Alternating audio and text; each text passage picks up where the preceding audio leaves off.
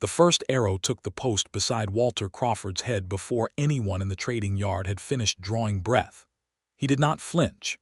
That was the thing later men would tell of him, though at the time he simply stood very still with his hands open at his sides, watching the orc woman stride through the gate of Ashford, crossing with a spear in one fist and a curved blade at her hip, 3 riders behind her and murder plain on her face. "Where is the man who signed my husband's death warrant?" Urzoth Earthshaker said, and her voice carried across the whole yard, over the creak of wagon wheels and the startled cries of traders scattering for cover. "I was told there would be a treaty table. I see only cowards hiding behind fence posts." The human delegation had gathered beneath the canvas awning at the center of the post, a dozen men in wool and leather with Lord Hale's crest stitched to their shoulders, and every one of them had gone pale and reached for a blade they did not truly intend to use. Walter had been standing off to the side, near the horse trough, holding a satchel of papers he had not wanted to carry in the first place. He set it down slowly on the trough's stone lip and stepped forward, between the frightened lordsman and the approaching orc woman, before he had entirely decided to do it. "Nobody signed a death warrant here," he said. His voice was quiet, plain, the voice of a man used to talking horses and hounds down from a fright rather than commanding rooms. "There was a border skirmish. Men died on both sides of it. I am sorry for your husband." Urzoth's dark eyes fixed on him the way a hawk fixes on the one thing moving in a still field. She was tall even among her own kind, broad through the shoulder, her green-gray skin marked with the pale scars of old battles, and she wore fitted travel leathers the color of dried blood, cinched tight at the waist with a wide bronze-buckled belt, a wolf fur mantle thrown over one shoulder against the high plains wind. The leathers hugged her like a second skin down to her knee-high boots, practical and unadorned save for the twin curved blades sheathed at each hip, and the long spear she carried like it weighed nothing at all. She was, Walter thought distantly, the most striking person he had ever stood in front of, and also the most likely to kill him in the next 10 seconds. "You are sorry," she repeated, tasting the words like they were foreign in her mouth. "A gamekeeper is sorry. I can smell the forest on you, little man." "Where are the lords who sent the raiders that killed Gromish Ironjaw?" "Lord Hale is not here," Walter admitted. "He sent me to speak in his place and to hear your terms fair and to carry them back honest. That is the whole of what I am, ma'am, a messenger.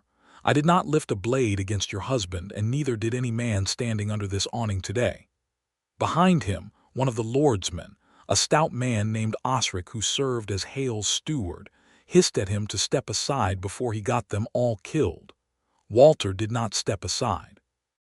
He had spent 11 years walking Lord Hale's forest alone with nothing but a bow and a lantern, facing down poachers and wolves and worse in the dark, and he had learned a long time ago that backing away from a frightened, angry creature only ever made the fear worse.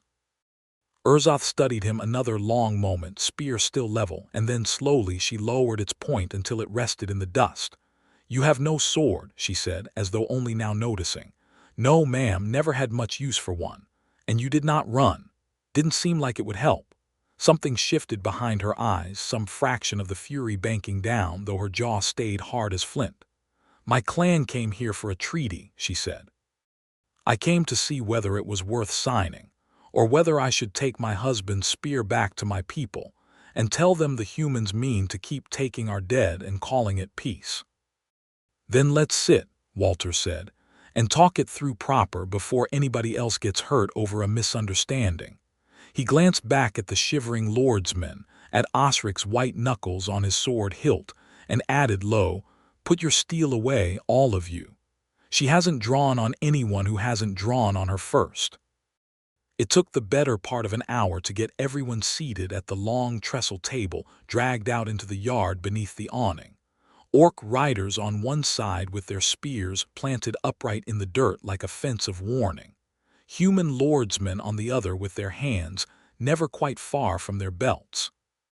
Urzoth sat at the head of her side, and it fell to Walter, because no one else would meet her eyes for longer than a heartbeat, to sit across from her and be the one who spoke. It was there, over that rough table scarred by 100 other men's knives, that the shape of the true trouble came out.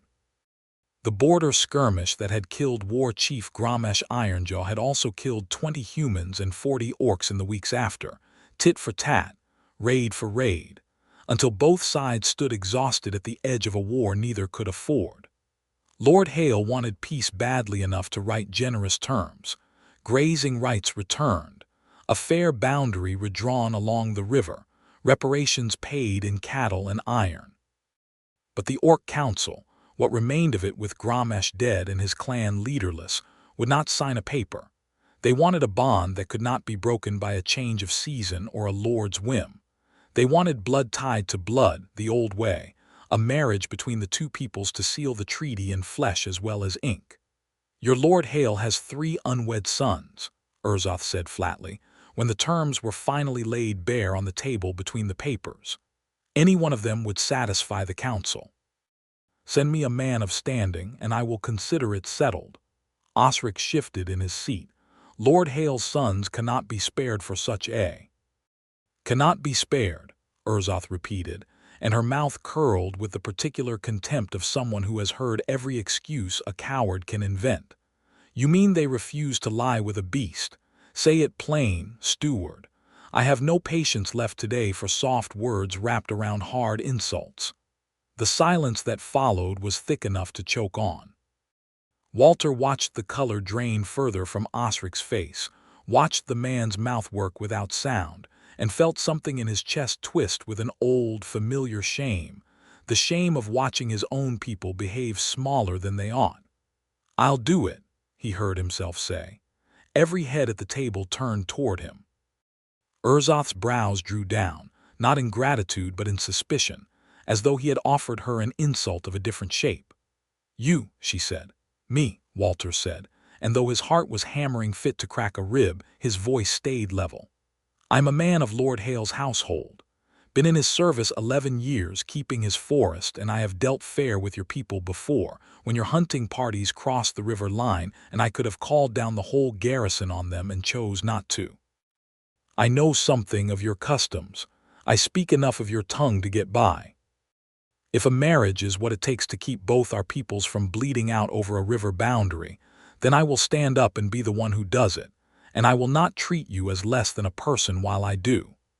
Urzoth's eyes narrowed, and for a moment Walter thought she meant to laugh in his face or spit at his feet, and he would not have blamed her for either. Instead, she studied him the way she might study a horse she was not sure was lame, searching for the trick in it. "A gamekeeper," she said again, softer this time, almost to herself. "The council wanted a lord. They will call this an insult too." "Maybe," Walter allowed. "But I'll be an honest insult, and that's more than most of what's been offered you today." It was Osric, scrambling to salvage something from the wreckage of his own cowardice, who leaned in and suggested, in the low, greasy tone of a man trying to make a bad bargain sound clever, that it need not be a true marriage at all. "A show of it," he said.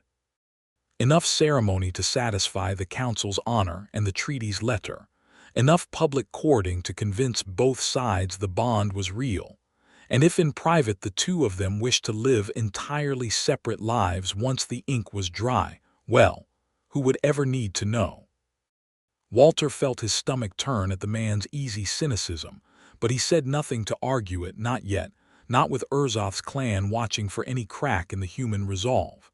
Urzoth's gaze slid from Osric to Walter and held there a long moment. "A pretend courtship," she said, "to buy your peace with lies."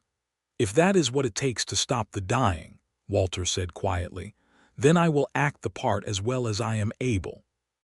But I will not lie about who you are to you, ma'am, not ever, whatever we tell the rest of the world." Something flickered in her expression then, gone too fast for him to name it. She rose from the table, spear in hand, and looked down the length of it at the assembled men who would not meet her eyes, and then at the one man who had. "I will bring this back to my council," she said. 3 days. If they accept the shape of it, gamekeeper, you will belong to me until the treaty is signed and sealed in name if not in truth. Do not think that makes you safe from me. It makes you mine to lose, which is worse." She turned and walked back through the gate the way she had come, her riders falling in behind her. And it was only once the dust of their departure had settled that Walter realized his hands were shaking. The 3 days stretched into 5, while riders went back and forth across the high plains between Ashford Crossing and the Orc encampment beyond the river bluffs. And in that waiting time, Walter learned more of Urzoth Earthshaker than he had expected to learn of anyone in so short a span. He learned it from the traders who had lived along the border long enough to remember the old wars, men who spoke her name with a wary respect. She was no ordinary widow, they told him. Urzoth Earthshaker had ridden at Gramesh Ironjaw's side in a dozen campaigns before ever becoming his wife, had broken a human cavalry charge single-handed at the Battle of Redfin Pass by collapsing the ravine wall on top of it, earning the name that was not born but earned. She had no children to hold her to grief, no clan of bloodkin left after a plague years past had taken her whole birth line, and so when Gramesh fell she had become, by Orc law, the last voice with any claim to speak for the Ironjaw name until the council chose a new war chief. Some among her own people resented that a widow with no living children held such sway. Others feared her too much to say so aloud. Walter turned this over in his mind while he went about the strange, suspended business of waiting to be married to a woman who by all accounts could kill him with her bare hands before he finished a sentence, and he found, to his own surprise, that what he felt was not dread so much as a kind of aching curiosity. He wanted to know what had made her laugh once, before the wars took it from her. He wanted to know if she still could. On the 6th day she returned to Ashford Crossing alone, without her riders, without the spear, though the twin blades still rode her hips like they had grown there. She found him behind the trading post stable, mending a length of tack by lantern light because the post's hostler was down with a fever, and someone had to see the mules fed and shod before the next wagon train came through. "The council has agreed," she said without greeting, standing in the stable doorway with the last orange light of evening behind her. "You are to be paraded before both peoples as my intended, and we are to be wed within the season, and I am told I must smile at you in public and let you touch my hand, and I find I do not know how to do either convincingly." Walter set down the strap of leather he had been oiling and looked at her properly for the first time without a crowd between them. Up close, in the low light, he could see the tiredness under her eyes, the particular hollowed look of grief that had not finished its work yet. "We could practice," he said, and it came out lighter than he meant it, almost teasing, and he watched surprise flicker across her face at the sound of it. "Practice," she repeated, smiling, hand-holding, "whatever the council needs to see." He shrugged, an awkward, honest gesture. "I don't reckon either of us wants to make a mess of something that's meant to stop people from dying." Urzoth studied him a long moment, and then, unexpectedly, the corner of her mouth curved, not quite a smile, but the shadow of where one might live. "You are a strange little man, gamekeeper." "Walter," he said, "Crawford. If we're to be pretending at marriage, you might as well use my name." "Walter," she said, testing the shape of it, and something about the way she said it, low and careful, made the back of his neck go warm despite the evening chill. "Very well, Walter Crawford. Show me this smiling you speak of." He did a little sheepishly, and she watched him with the frank, assessing look of someone deciding whether a blade was worth sharpening, and then, low in her chest, she laughed a real laugh, short and startled out of her, as though she had forgotten the sound existed. "That is a terrible smile," she informed him. "It's the only one I've got." "Then we are both doomed to look foolish in front of my council," she said, but the laugh had softened something in her face, and Walter found himself smiling again, this time without trying, because he had made her laugh, and it felt like the finest thing he had done in a very long time. The days that followed took on a strange rhythm, half performance and half something neither of them had a name for yet. Ashford Crossing was the sort of place where nothing stayed private for long, a sprawl of trading stalls and corrals, and one long low-roof saloon that served as inn and meeting hall both. All of it clustered around the crossroads where the wagon trail met the river road, with travelers and traders and border folk of every stripe passing through daily to gawk at whatever new spectacle the world had cooked up. An orc widow courting a lord's gamekeeper was, by any measure, the finest spectacle Ashford Crossing had seen in years, and people came from farms and homesteads a day's ride off just to watch them walk the length of the market together of an evening. At first it was awkward as a new colt's legs. Urzoth did not know how to walk slow enough for him without looking like she was mocking him, and Walter did not know where it was appropriate to put his hands, and the whole business of appearing besotted in public felt to both of them like standing on a frozen pond and hoping the ice would hold. But there were moments, even early, when the performance cracked open into something that felt uncomfortably real. It happened first on a market evening, a week into the arrangement, when a drunk trader named Fennec, a big man who ran cattle up from the southern grazing lands and had lost a brother in the border raids, planted himself in Urzoth's path outside the saloon and called her a word Walter had only ever heard spat at dogs. "Selling yourself to a rabbit catcher now, are you?" Fennec sneered, swaying with drink, loud enough that half the market square turned to look. "Bet you'd rather have a real man's throat between your teeth. Isn't that what your kind do?" Urzoth's hand had gone to her hip before Walter's had finished registering the insult, but it was Walter who stepped in front of her, quiet and unhurried, the way he'd once stepped between a spooked bull and a milkmaid without a second thought for his own hide. "That's enough," he said to Fennec, mild as milk. "You've had your drink and you've had your say. Go home and sleep it off." Fennec's eyes swung to him, delighted to have found a smaller target. "And what'll you do about it, gamekeeper?" "Set a snare for me." "If I have to," Walter said, and something in the flatness of his tone, the total absence of bluster, made Fennec's grin falter. "But I'd rather you just walked away and we all kept our teeth where they belong." For a long, ugly moment it looked as though Fennec might swing anyway, drink stupid and proud, and Walter braced himself for the blow without stepping back, because stepping back would have meant Urzoth taking the insult's weight instead of him, and that he would not allow.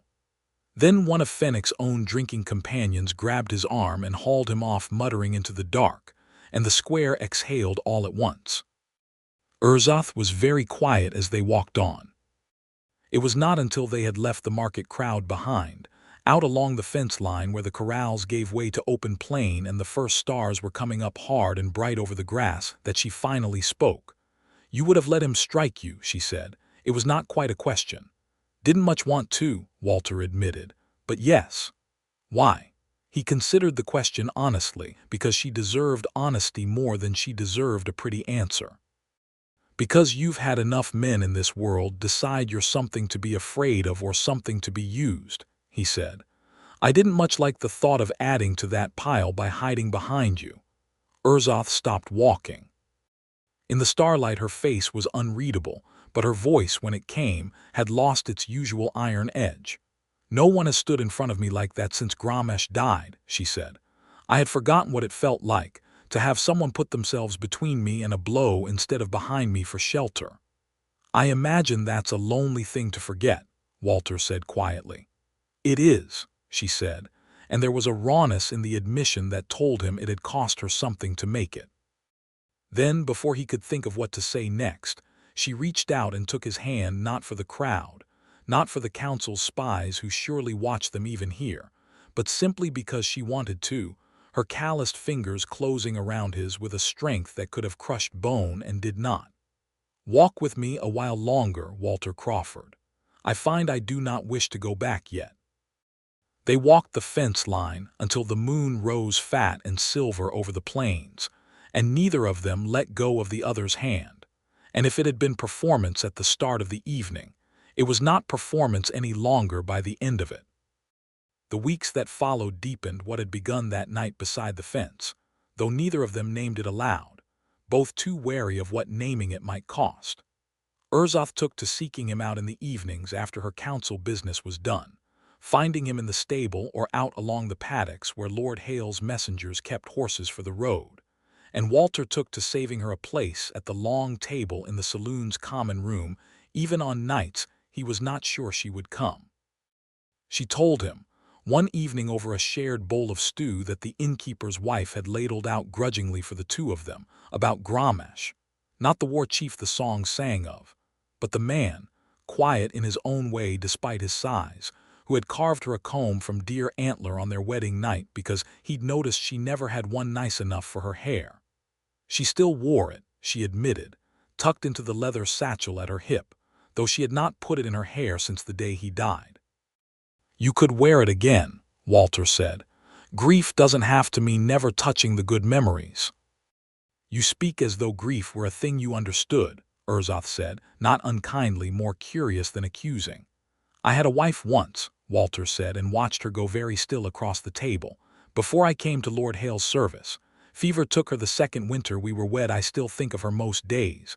Doesn't stop me from wanting things now, just means I carry both." Urzoth was quiet a long moment, turning her spoon in slow circles through the stew. "I did not know that of you." "Not many do, not the sort of thing that comes up over treaty papers." "Why did you truly offer yourself at that table?" she asked then, low, direct, the way she asked everything.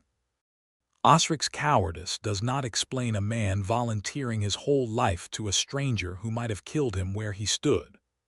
Walter considered the question a long moment, turning it over the way he turned over a difficult length of fence line, looking for where the truth of it actually sat. "Because I spent 11 years in that forest doing a job that mostly meant catching hungry, desperate people trying to feed their families and deciding, most nights, to look the other way instead of dragging them before Lord Hale's magistrate," he said. "The law said I should have turned in every poacher I ever found snaring rabbits on land that never should have been fenced off from them in the first place. I couldn't do it. Not once it meant a widow going hungry, or a boy with more mouths at home than his father could feed.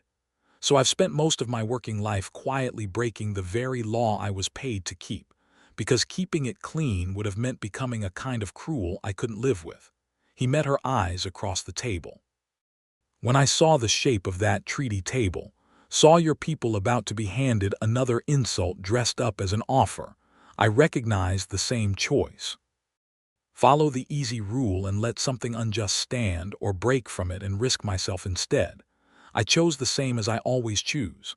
Urzoth's expression in the lamplight had gone soft in a way he had not seen it before, not weak, never that, but open, unguarded, the fierceness of her banked low like coals rather than flame. "You are not what I expected of a human sent to buy peace," she said. "What did you expect? A coward in fine clothes, or a fool eager for glory? I did not expect a quiet man who breaks his own laws for strangers, and stands in front of drunk cattlemen for a woman he has known a handful of weeks." "Well," Walter said, feeling the heat climb his neck, "I've surprised myself a fair bit these past weeks too." Urzoth reached across the table then, slow enough that he could have pulled away and did not, and traced one thick finger along the line of his jaw, the calloused pad of it rough against his skin, curious and careful all at once, as though she were reading him by touch the way some read by sight. "I did not think I would want a human's hands on me again after Grommash," she said quietly. "I did not think I would want anyone's." "You don't have to want anything you don't choose to," Walter said, though his pulse was hammering fit to burst, "pretend courtship or not." "I know that, Walter Crawford," she said, and there was something almost fierce in the way she said his name now, claiming it. "I am choosing." She kissed him then, across the rough table with the stew going cold between them, her mouth firm and certain against his, and Walter's whole body went alight with a feeling he had not let himself hope for since his wife had been alive, the feeling of being wanted, not out of pity or convenience, but chosen, deliberately, by a woman who could have had any warrior in her clan and had reached instead for him. When she pulled back, her eyes searched his face for something, and whatever she found there seemed to satisfy her, because the hard set of her shoulders eased for the first time he had seen since she'd ridden through the gate armed and furious. "This is no longer only for the council's eyes," she said low. "No," Walter agreed, his voice not quite steady. "I don't reckon it is." It was 3 days after that, with the wedding still some weeks off, and the treaty terms still being hammered into their final shape by tired scribes on both sides, that the trouble came riding into Ashford Crossing on a lathered horse, in the shape of an orc warrior named Kurgeth Bloodfist. Word of him reached the trading post before he did, carried by riders who'd passed him on the road. A cousin of Gromesh Ironjaws, a war band leader in his own right, back from a season raiding the northern passes, and only now hearing that Gromesh's widow meant to marry a human gamekeeper to seal a peace he had never been asked to bless. He arrived at the crossing at midday, when the market square was thick with wagon traffic and gawking travelers, and he did not bother dismounting before he shouted his challenge across the yard for every soul in Ashford Crossing to hear. "Urzoth Earthshaker shames the name of Ironjaw," he bellowed, his voice cutting through the noise of the market like a blade through cloth. "She takes a human weakling to her bed while Gromesh's ashes are still warm and calls it peace. I will not stand for it. By the old law I claim challenge. Let her prove before the clan and before these humans that her choice is worth the honor of the name she carries, or let her stand aside and let a true warrior lead what remains of our people." Walter had been at the paddock fence when the shouting started, and he reached the square just as Urzoth stepped out from beneath the saloon's awning to face the challenge, her spine straight, her chin high, every inch the war chief's widow the songs already spoke of. "You are late to your grief, Kurgeth," she said, loud enough to carry. "If you only now find the courage to challenge me, months after your cousin's pyre burned down to ash. I was raiding for the good of the clan while you were warming a human's bed," Kurgeth spat, swinging down from his horse at last. A huge orc with a scar splitting one brow and a warhammer slung across his back that looked like it could crush a wagon axle. "The old law is clear, widow. Any who challenges a widow's remarriage may demand trial by combat to prove her choice is not made from weakness or grief madness. Win, and your human dies where he stands and you marry me instead, as is proper. Lose, and I will trouble you no further." A murmur ran through the gathering crowd, human and orc alike drawn by the noise, forming a rough ring around the square without seeming to decide to do it, the way crowds always did when blood might be about to spill. Walter felt his stomach drop clean through the ground. "The law says I may name a champion," Urzoth said, her voice hard as flint now, "and I name myself. I need no man to fight my battles, human or otherwise, Kurgeth, and you know this well. You hope to frighten a weakling into cowering behind my skirts. Instead you will fight me." "Gladly," Kurgeth said, and there was real hunger in the word, the hunger of a man who had wanted this fight since before he'd ever heard her name spoken aloud with pity. Walter pushed through the ring of onlookers before he had fully thought it through, catching Urzoth's arm. "You don't have to do this," he said low, urgent. "There's got to be another way to." "There is not," she said, not unkindly but final. "This is our law, Walter. If I refuse, I am shamed before my people, and the council will have every excuse to void the treaty and name Kurgeth war chief instead. And then it will not matter what peace we built here, because he will burn it to raid your Lord Hale's cattle within the season. I must win this in front of everyone watching, or none of what we have built means anything at all. Then I'll stand with you. You cannot. The law names only clan may answer clan challenge. You would only give him another target." Her eyes softened, just for him, just for a heartbeat. "Trust me to do this, Walter Crawford. I have not survived this long by losing fights that mattered." She kissed him once, hard and fast, in front of the entire gathered crowd, human traders and orc riders both, acclaiming as much as a farewell. And then she stepped into the ring the crowd had formed and drew her twin blades, and Walter's heart climbed into his throat and stayed there. The fight that followed was the kind of thing songs got written about, brutal and beautiful both. Urzoth moving like water around Kurgeth's crushing hammer swings, her blades flashing silver in the high plains sun, drawing blood in thin red lines across his arms and ribs, while he roared and swung and missed and swung again. The crowd had gone utterly silent save for the grunt of effort and the ring of steel on the hammer's iron head, everyone holding their breath as one. For a long while it seemed she had it well in hand. She was faster and clearly the finer fighter, and the crowd's murmur began to shift toward hope. But Kurgeth fought with a raider's dirty cunning, and when he finally caught one of her blades on his hammer's haft and wrenched it from her grip, sending it spinning into the dust, he did not pause to observe the honor of the challenge. He swung the hammer in a low, vicious arc meant to break her legs from under her, and Urzoth, already off balance from the disarm, could not fully clear it. Walter did not remember deciding to move. He only remembered the world narrowing to the arc of that hammer and the woman he loved standing in its path, and then he was inside the ring, shoving Urzoth sideways with both hands hard enough to stagger her clear, and the hammer's haft caught him instead across the shoulder and ribs with a crack that dropped him to the dirt in a white blaze of pain. The square erupted. Someone screamed. Kurgeth, startled by the sudden intrusion of a human body into his killing arc, stumbled back a step, and in that single heartbeat of confusion Urzoth was already moving, snatching up her fallen blade and driving forward with a fury that had nothing left of restraint in it. She did not kill him. Walter would understand later that she could have, easily, and chose the mercy of a disarming blow instead. Her remaining blade laid flat and hard across the side of Kurgeth's skull, dropping him senseless into the dust at her feet, but every soul watching understood, in that moment, exactly what price a challenge to Urzoth Earthshaker's honor now carried. She was at Walter's side before the dust of the fight had finished settling, dropping to her knees in the dirt beside him, her hands the same hands that had just felled a warrior twice his size shaking as they hovered over his ribs, afraid to press too hard, afraid of what she might find broken. "You fool," she said, and her voice cracked clean down the middle, fury and terror tangled together. "You absolute fool, why would you couldn't watch?" Walter managed through gritted teeth, the pain a bright singing thing across his shoulder and side. "Sorry, couldn't just watch."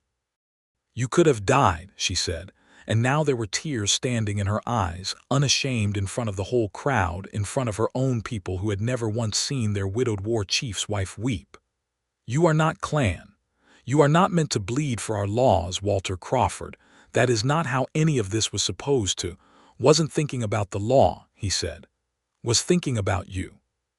She made a sound that was half a laugh and half a sob and gathered him carefully against her, mindful of his ribs, her face pressed to his hair. "I did not ask this of you," she whispered, fierce and low, meant only for him. "I did not ask to need you like this. Didn't ask to fall for a woman who could crush a man's skull with one hand either," Walter managed, and felt her huff of laughter against his temple even through her tears.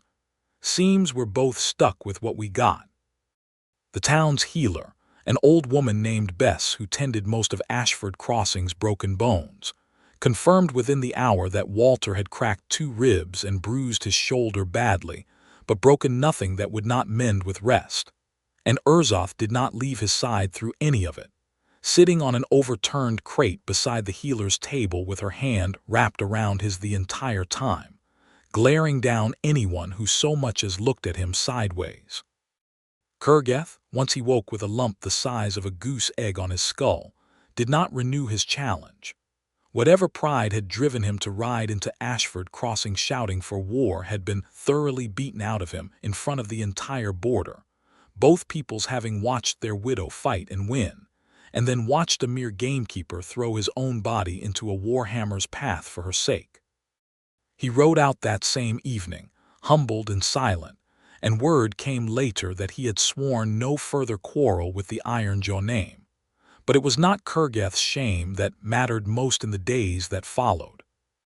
It was the look that had passed between orc and human alike watching that fight, a slow, grudging recalculation, the beginning of something neither hatred nor mere tolerance, but the first fragile shoot of respect. Walter spent the better part of a week healing in a room above the saloon, and Urzoth spent every evening of it in a chair pulled close to his bed, sometimes talking, sometimes simply sitting in a silence that had grown comfortable between them rather than strained. It was during one of those quiet evenings, with the lamp burned low and the sounds of the trading post settling into night outside the shuttered window, that she finally said the thing that had clearly been sitting heavy in her chest since the fight. "I have been a widow a year and more," she said, turning something over in her hands, the Durantler comb.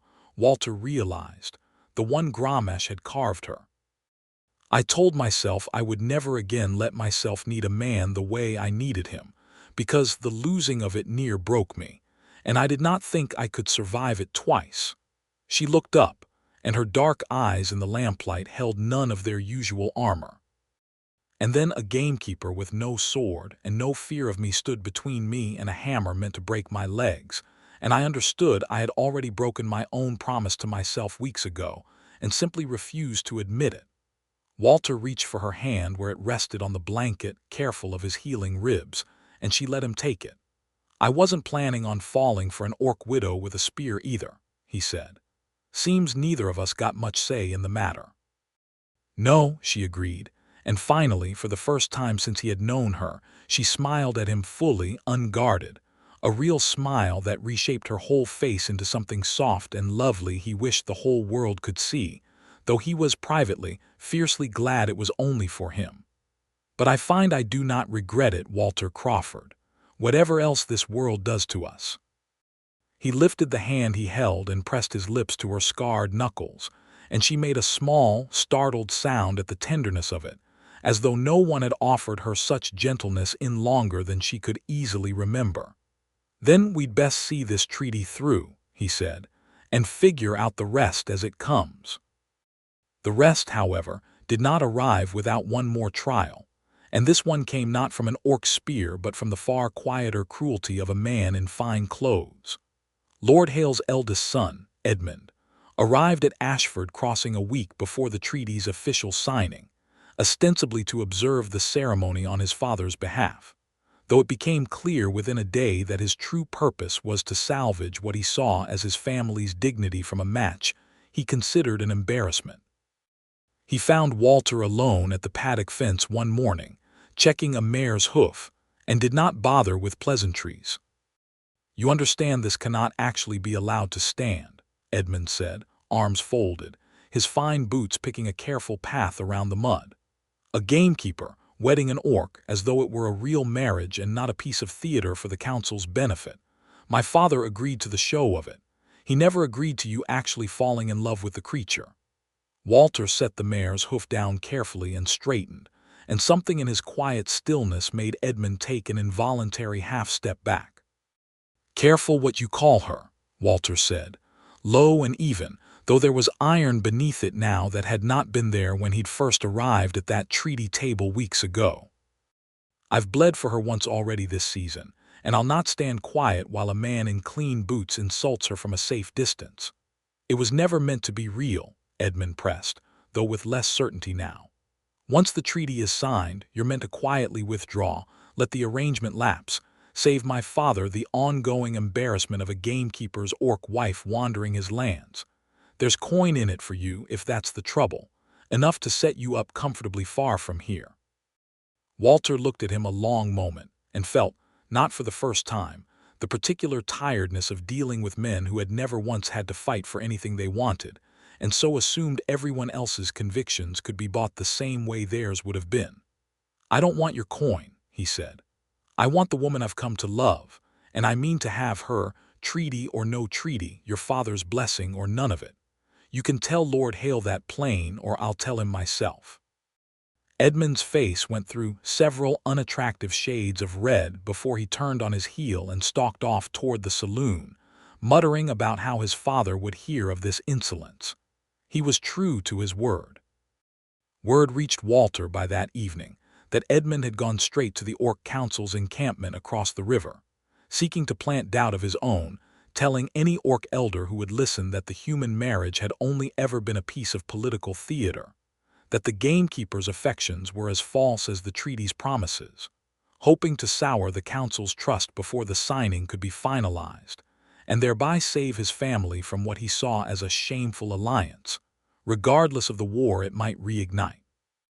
It was Urzoth who came to find Walter that night, moving fast through the market square in the dark with a fury in her stride that scattered the few late traders still about their business. "Your lord's son has been whispering poison to my council elders," she said without preamble, catching his hands in hers, and for the first time since he had known her, he saw real fear beneath her anger, not fear of a blade, but fear of losing something she had only just allowed herself to want. "He tells them our courtship was theater from the start, that you never meant any of it, that once the treaty is signed you will vanish back into Lord Hale's forest and leave me standing alone before my people as a fool who married a lie." "That's not true," Walter said fiercely, gripping her hands back just as hard. "You know that's not true." "I know it," she said. "But the council does not know your heart, Walter Crawford. They only know what men like Edmund Hale tell them, and there are elders among them already uneasy about this match who would seize any excuse to void it and demand a different price for peace. Tomorrow, at the treaty table, they mean to ask you outright in front of everyone whether this marriage is real or merely theater bought with coin and convenience. If you hesitate even a moment, if there is even a flicker of doubt in your answer, they will call the whole treaty false, and this war will begin again worse than before."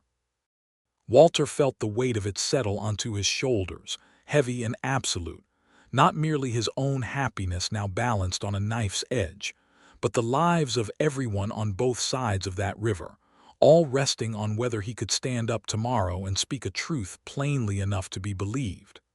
"Then I won't hesitate," he said. "Because it isn't a lie, and it hasn't been for weeks.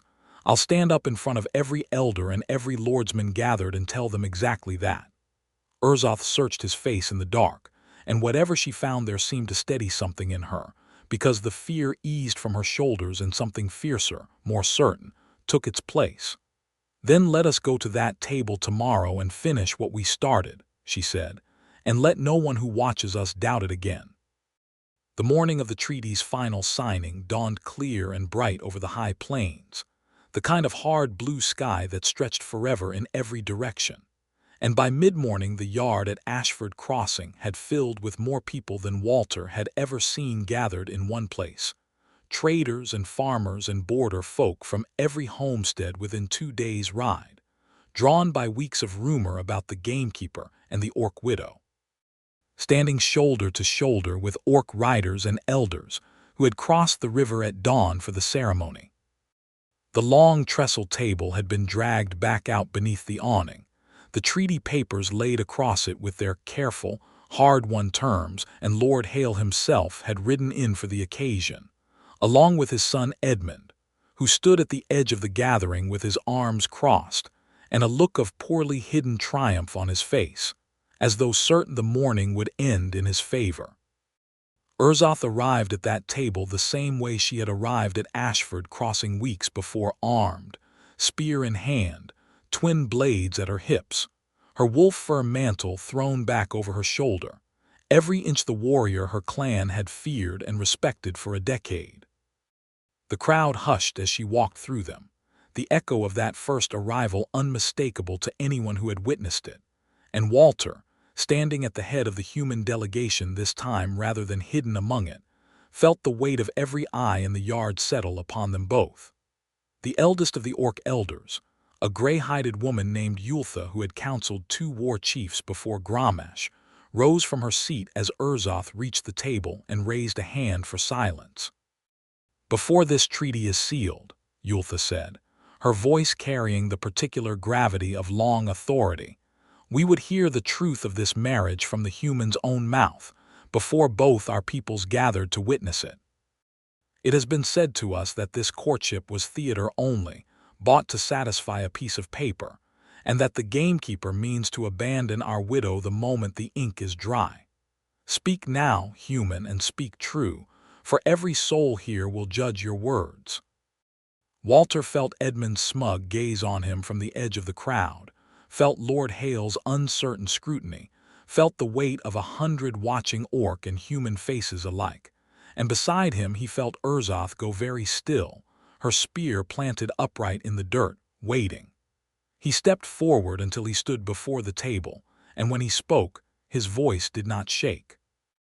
"It started as theater," he said, plain and clear enough to carry to the back of the crowd. "I won't stand here and lie to you and say otherwise, because Urzoth Earthshaker deserves better than a man who lies, even to save face. It started as two strangers agreeing to pretend at love so our peoples wouldn't keep bleeding each other over a river boundary. But somewhere in these past weeks, pretending stopped being what it was. I fell in love with her, not the story of her, not the war chief's widow the songs sing about, but her, the woman who laughs when she doesn't mean to and grieves a husband she loved true and still found room in her heart for something new besides. I stood in front of a hammer for her because I could not bear the thought of a world without her in it, and that is not a thing a man does for theater. That is a thing a man does because he has given his whole heart away and cannot take it back, nor does he want to." He turned then, not toward the elders, not toward Lord Hale, but toward Urzoth herself and reached for her hand. "I am not going anywhere once this treaty is signed," he said, only to her now, though the whole yard could hear it. "Not back to Lord Hale's forest alone, not anywhere you are not. If you'll still have me, Urzoth Earthshaker, I mean to stay at your side for the rest of whatever life we've got, treaty or no treaty, council's blessing or none of it. That's the truth of it, plain as I know how to say it." For a long moment Urzoth said nothing, and Walter's heart hammered so loud he thought surely the whole yard must hear it too. Then she set her spear down, laid it flat across the treaty table itself, a warrior's weapon set aside in full view of both peoples, a gesture that needed no translation for anyone watching. "I did not think," she said, and her voice, usually so steady, caught rough at the edges, "that I would ever again hear a man speak of loving me plainly, in front of witnesses, without shame in it. Grommash loved me in the quiet way of warriors, in deeds more than words.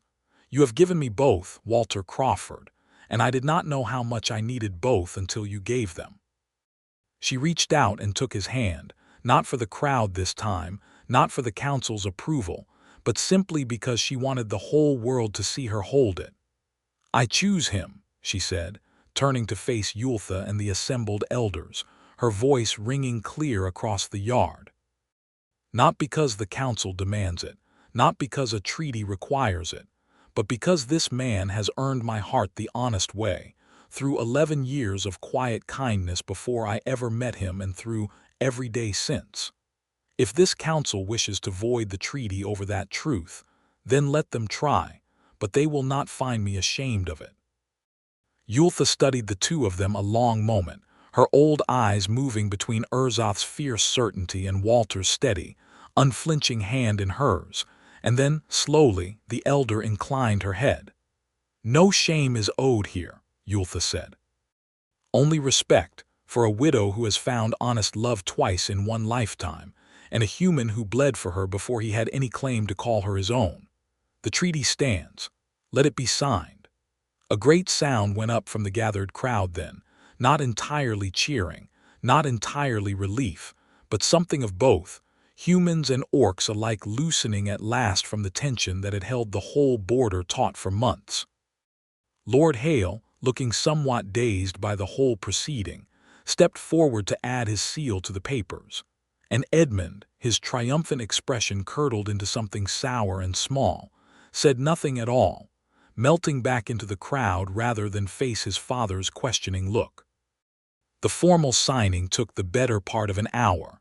Scribes and elders and lords bent over the table finalizing terms that would, in truth, matter far less to the peace of the border than the moment that had already passed between Urzoth and Walter in front of everyone. When it was finished at last, when the final seal was pressed into the wax, and the Treaty of Ashford Crossing became law binding both peoples, Urzoth turned from the table, her hand still fast in Walter's, and led him away from the crowd, out past the corrals and the last scattered wagons, out onto the open high plains where the grass ran gold and endless beneath the wide blue sky. They walked in silence for a while, the noise of the crossing fading slowly behind them, until they reached a low rise that looked out over the whole sweep of the plains, the river a bright ribbon in the distance, the wagon road threading away toward the horizon in both directions. "I have signed treaties before," Urzoth said finally, standing beside him with the wind pulling at her mantle, "and watched them break within a season because they were built on paper and fear instead of anything true. I did not expect this one to hold anything real at all when I rode armed to that table weeks ago." "Neither did I," Walter admitted. "Figured I'd play my part and go back to Lord Hale's forest with my ribs intact if I was lucky." "You were not lucky," she said, turning to face him fully, her dark eyes bright in the afternoon light. "You were brave and foolish, and honest in a way I had forgotten men could be.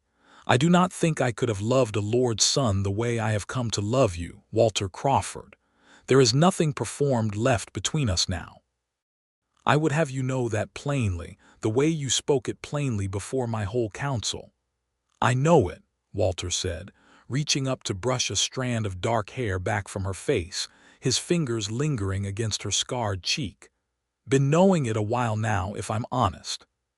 Just needed the whole world to hear it too, so nobody could try to talk either of us out of it again." Urzoth's laugh, when it came, was low and warm, entirely unguarded, and she caught his hand where it rested against her cheek and held it there. "No one will try that again," she said.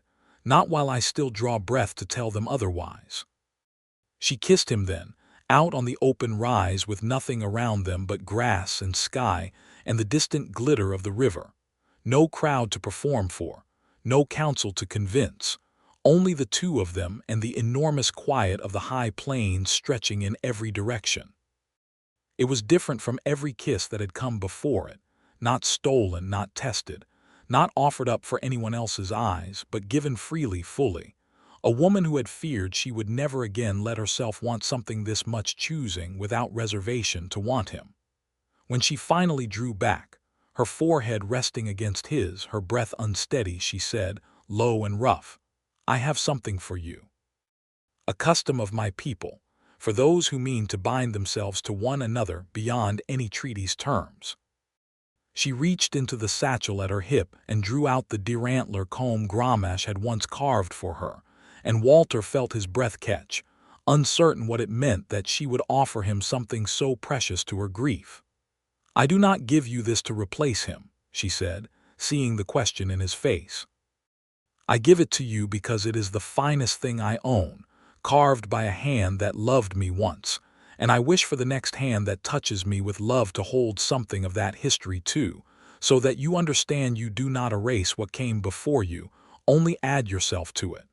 She pressed the comb into his palm, closing his fingers around it. "Keep it. And in exchange, I would ask something of you, a mark in the old way that all my people will know to see, so that no rival, no council, no lord's son ever mistakes what we are to each other again."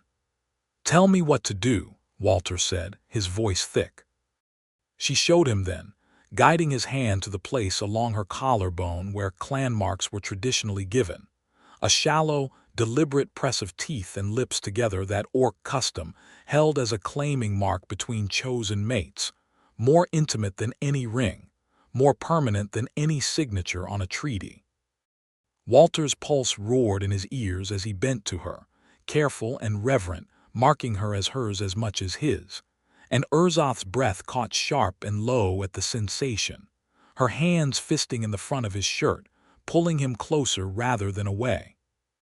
When it was done, she pressed her own mouth to the curve of his neck in turn, marking him back with the same fierce tenderness, and Walter felt the warmth of it spread through his whole chest, some old, lonely ache finally settling into stillness after years of carrying it silent and alone through Lord Hale's forest.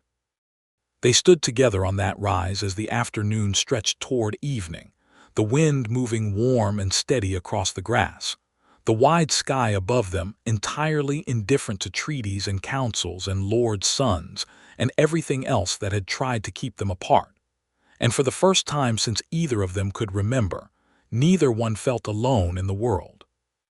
"I ought to tell you," Walter said eventually, his arms still around her, his chin resting against the crown of her dark hair, "Lord Hale's forest isn't much. A gamekeeper's cottage, some hounds, more solitude than most folk would choose.